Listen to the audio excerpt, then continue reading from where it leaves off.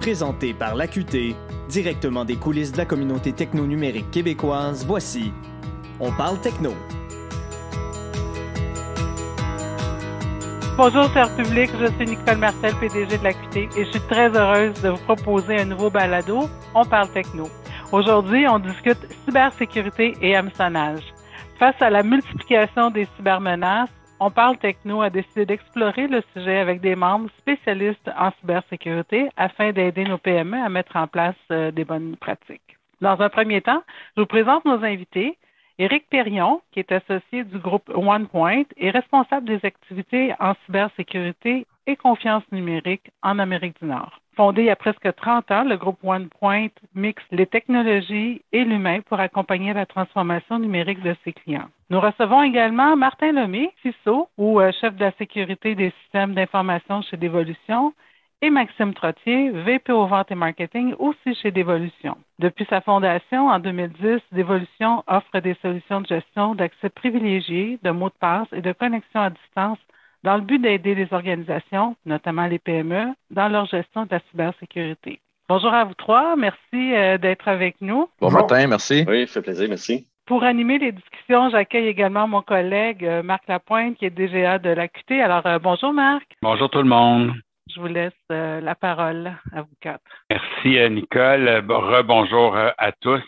Alors qu'on assiste ces dernières années à une multiplication des cybermenaces, c'est décidément une problématique à laquelle font face de plus en plus souvent et peut-être trop souvent de nos PME. Est-ce que c'est une question de contexte? Éric, je vais commencer par vous. Est-ce que la popularité du télétravail, la pandémie, l'info nuagique, l'ère des données massives sont en train de créer le climat pour déclencher une tempête parfaite pour les cyberattaques et les hameçonnages?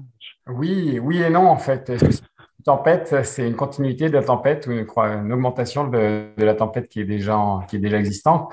En fait, avec la pandémie, beaucoup de personnes travaillent à domicile, bien sûr, ou alors en mode hybride. On est pas mal dans ce mode-là aujourd'hui.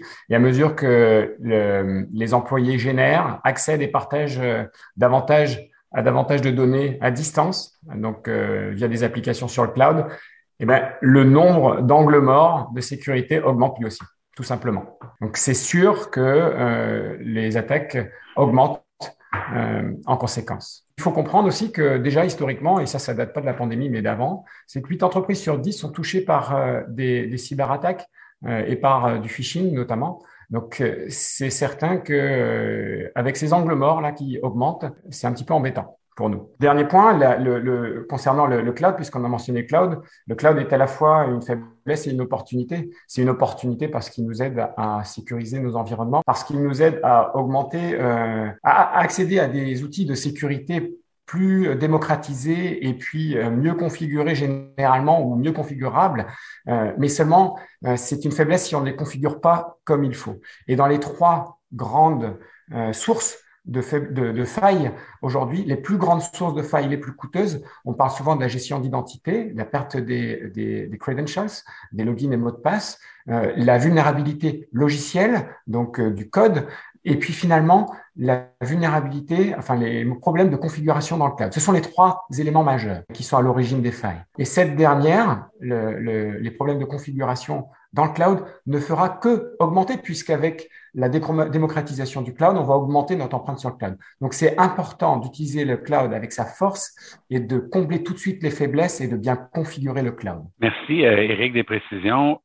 C'est pas simple, puis c'est en constante évolution. Fait qu'il faut avoir les yeux bien ouverts pour voir qu'est-ce qui s'en vient. Prochaine question. Selon un sondage mené par Devolution auprès de 182 PME à travers le monde, 57% ont été victimes d'une attaque d'hameçonnage au cours des 3 dernières années. Maxime, je me tourne vers toi puis je me permets de te tutoyer parce qu'on se connaît quand même bien.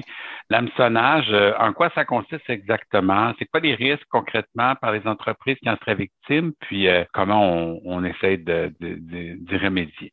Si tu le permets, je vais laisser la portion plus technique à mon collègue Martin pour la suite de ce que ça implique exactement. Ceci dit, effectivement, notre sondage qui a été effectué cette année, on est rendu à plus de 440 répondants. Le challenge ou le défi de cybersécurité numéro 1 dans les entreprises, c'est les campagnes d'hameçonnage. OK, je pense qu'il y a plusieurs entreprises qui le vivent quotidiennement, sinon toutes les semaines.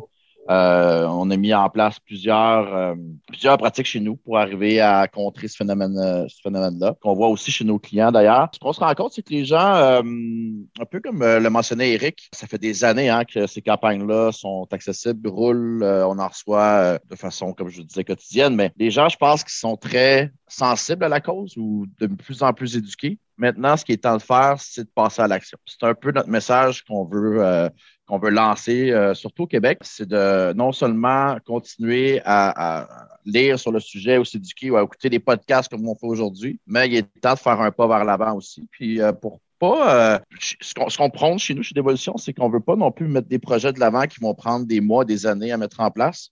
Souvent, quelques semaines, un mois tout au plus, va permettre de maximiser la sécurité, notamment au niveau des gestions des accès, la gestion des mots de passe, gestion des accès privilégiés, comme mentionné Eric tantôt. Pour peu ou presque, peu, c'est relatif, mais pour un peu de ressources, autant de ressources humaines que financières, on fait un pas majeur chez nos clients en instaurant nos solutions.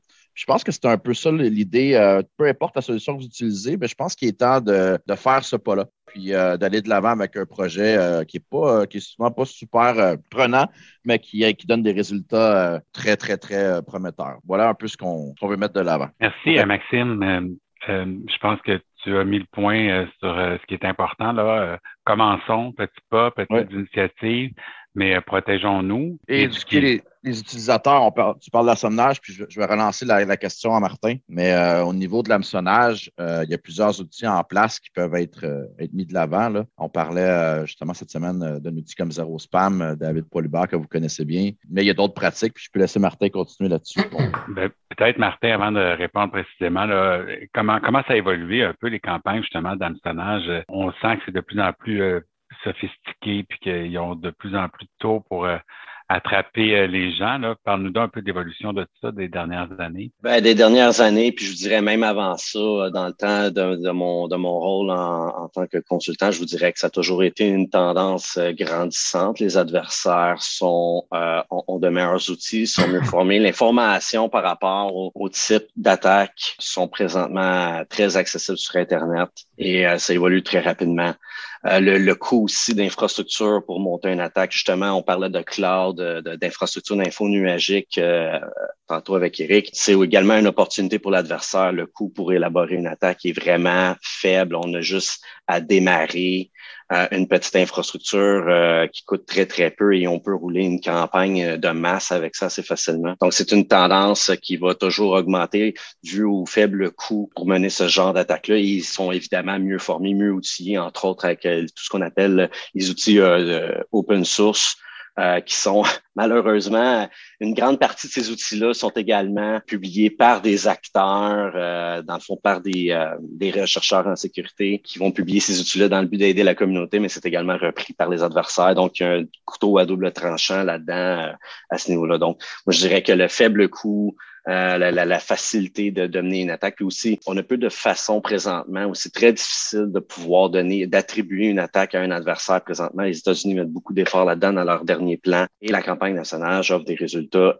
efficaces encore aujourd'hui, malgré le fait qu'on peut avoir des contrôles, des filtres anti-spam. Au courant du dernier mois, on peut avoir, exemple, juste chez nous, on a 1500 campagnes d'hameçonnage qui a été capturées dans notre filtre. Puis malgré ça, on a quand même 22,5% courriels qui ont été rapportés par l'équipe sécurité confirmée malicieux, qui ont été rapportés par des usagers qui avaient quand même passé le filtre. Là-dessus, on parle quand même de 600 courriels qui ont passé le filtre, qui ont été analysés. Sur ces 600 courriels-là, on parle d'environ 22% là, qui étaient effectivement malicieux, mais qui ont passé le filtre. Donc, c'est beau avoir des contrôles en place, mais malheureusement, ces attaques-là ont des moyens, des trucs pour les contourner et se rendre jusqu'à leur victime. Présentement, il y a de gros efforts, surtout aux États-Unis, pour imposer des coûts, apporter une stratégie de déterrence à ce niveau-là, essayer d'apporter une attribution aussi à ces attaques-là, qui est un facteur énorme.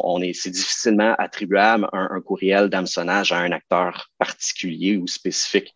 Malheureusement, ils arrivent à s'en sortir trop facilement et tant que ça ne changera pas, on va subir une hausse de ces attaques-là. Si je peux ajouter, on avait en conférence sur Devolution Troy Hunt, le fondateur de Have I Been Pwned, qui est un service qui sert à regarder, voir si votre mot de passe a été compromis ou non. Puis, ce qui apportait comme point un peu en complément à ce que Martin disait, c'est que c'est tellement rendu facile. Les services sont tous là pour perpétrer une attaque que souvent on a en tête un hacker expert en la matière, puis avec des systèmes. Mais la réalité des choses, c'est que c'est des adolescents, c'est des gens avec un ordinateur, un petit laptop dans un sous-sol, ils sont capables de perpétrer ce genre d'attaque sur votre entreprise. C'est ça qui était, moi, qui me frappait, c'est avec quelle facilité ces gens-là peuvent attaquer votre réseau, votre organisation. Quand ça va arriver, comment faire pour se remettre sur pied rapidement avec le moins d'impact possible? Ça. Merci, Maxime. Merci, Martin. Maintenant, je vais me tourner vers toi, Éric. Est-ce que c'est facile ou faisable de détecter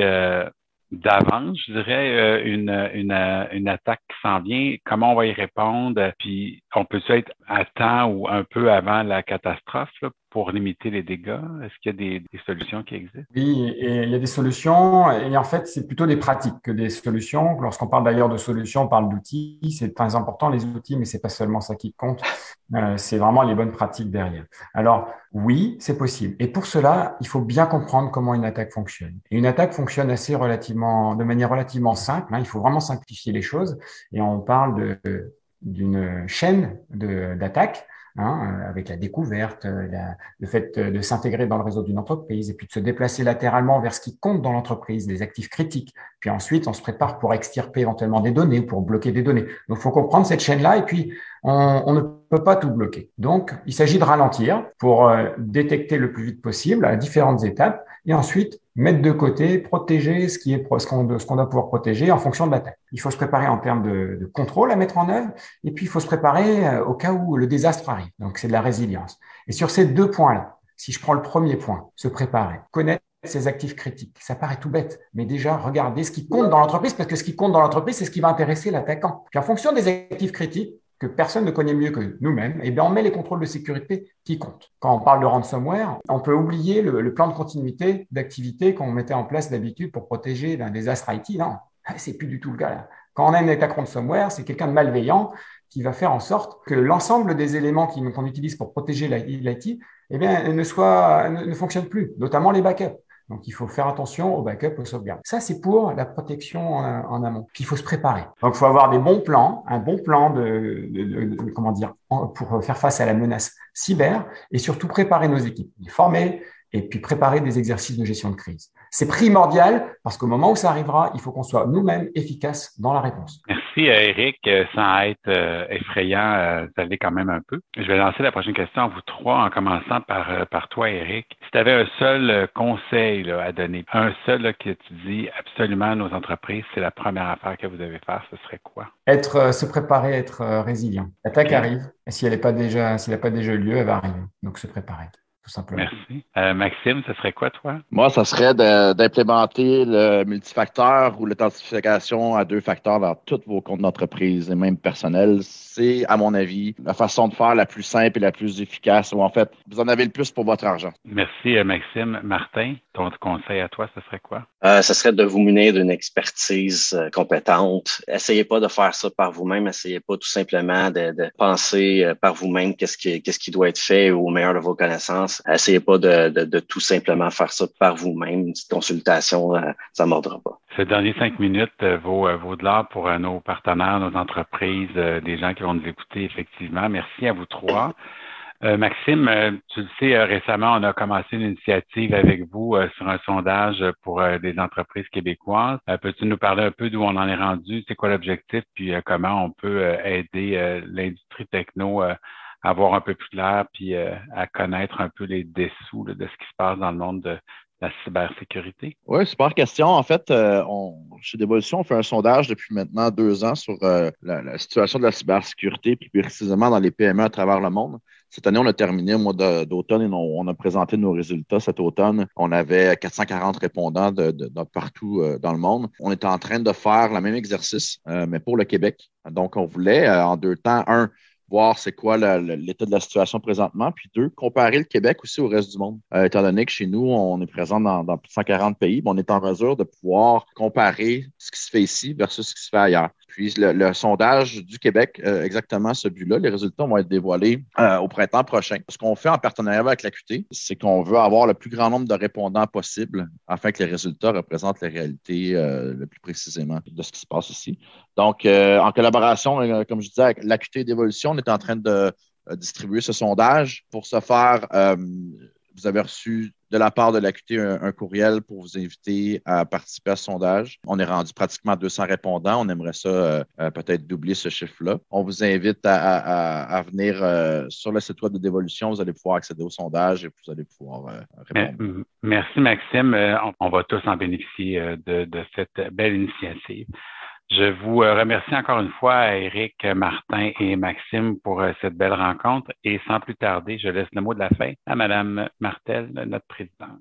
Merci, Marc. Merci, Éric Perrion, Martin Lemay, Maxime Trottier pour ces échanges très appréciés. Donc, ça nous aide à réfléchir aux questions de la cybersécurité et l'hameçonnage. Pour tous ceux et celles qui nous écoutent, si vous écoutez pendant les mois d'hiver, vous pourrez toujours participer et répondre au sondage, ajouter votre voix à celle des quelques centaines d'autres répondants. Et si vous écoutez après le printemps, lorsque les résultats seront dévoilés, alors on vous invitera à aller consulter les résultats pour la province du Québec. Vous savez que l'AQT a mis en place un répertoire d'entreprises qui s'appelle technoduquebec.net. Ça vous permet de découvrir des entreprises qui offrent des solutions spécialisées, comme celle d'évolution ou encore pour les solutions du groupe OnePoint. Et en visitant ce site, vous allez aussi découvrir d'autres belles entreprises québécoises tout aussi expérimentées qui pourront vous aider à vous mettre à l'abri d'éventuelles menaces. Alors, je répète, c'est technoduquebec.net. Allez-y faire une petite recherche. Le détour en vaut le coup. Merci d'avoir écouté ce podcast. Je vous invite à le partager dans vos réseaux respectifs et